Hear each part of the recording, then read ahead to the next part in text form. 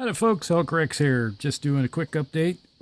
I finished up these Plastic Soldier Company British A9, A10 tanks. They're cruiser tanks from early World War II. These represent early in 1940-41 Africa campaign as they face the Italians and the Germans, Africa Corps. Now, I'll just see what we have here. This is an A10, standard A10. Did some work on it. You can see where it has an extra fuel tank. I put extra fuel tanks on the back. Some of them have front ones too. I just put mine on the back, make it a little cleaner looking. And I have little effects on the sides where, you have spillage come over and the dust collects and dirt and stuff. You got the exhaust coming off the back. Out the muffler back there. So that's the A10. The A10 got rid of the two machine guns in the front with extra armor on the front of it to up armor it a bit at the expense of the two Vickers in the front. Now this is your standard A9 cruiser tank. You got the commander up top there. Did the same thing with it. As you can see here, it has two machine guns in the front. Otherwise, you can tell the difference is that you look at the side skirt.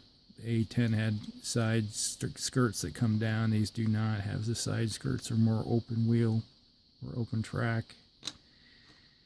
Here's my second A9. I have two A9s. I got two A10s, and then I have an A9 CS, which is a close support, has a 75. I'll show you in a second.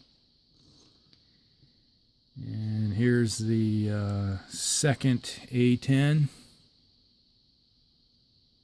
Pretty much identical, except this guy has the section leaders looking out and about. So you have one section here, you have a second section there, two A10s, two A9s, and then this is the A9 CS, which really, I guess, from what I've read in the past, is that this is something that was more attached to the upper echelons for bunker busting. If you have some type of fortification that you needed hammering with some mobile 75, then could pump out some HE and smoke.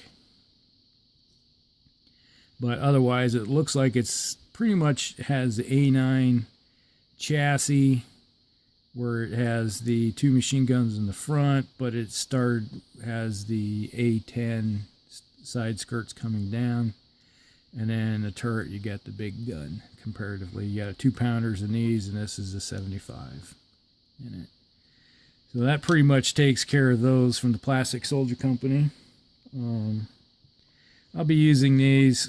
Supposedly have a Flames of War game coming up this weekend too, but I don't know if there's any cards or anything that go with these yet that I know of. There probably is. I just don't have the newest book out because I haven't seen anything with these books, any of the books with these listed in it. And move those to the side for the moment.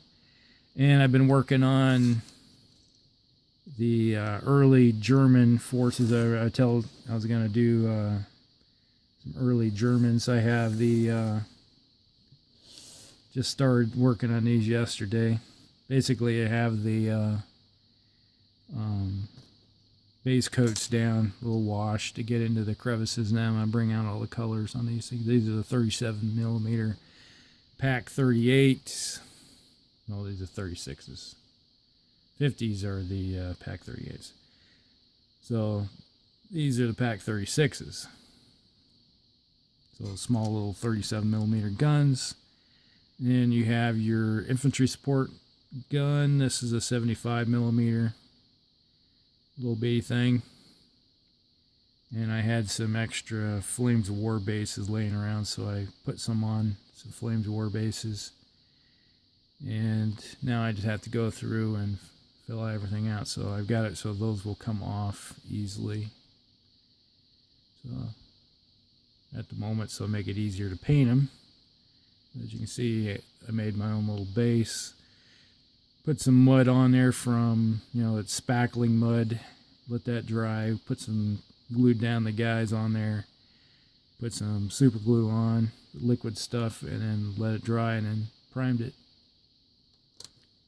And then put a wash of, I put on some rucksack tan on the bottom, and then a wash of Seraphim Sepia to get it and then I dried brushed a little bit of white over top of it to get the highlights, and then put the wash over top of it. That way it gives it kind of a three-dimensional look to the ground, and it looks like, you got tracks and treads and stuff going across areas, like a vehicle went through the area, that kind of deal. That's kind of the look I was trying to get with it.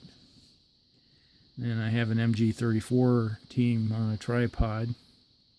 These things were a pain in the buttocks to put together. They were all in different little pieces. Like each guy was in 3 different pieces, and you had to glue them all together, and it was really tough to get them together just so they would fit nicely, but got them done. But that's everything that's in the works right now. I have all these things I'll be working on for the next couple days, and when they're all done, they're going to look like this right here. And there'll be more support stuff for my DAC, which I needed. All right, this is Hulkrix. You guys have a great one.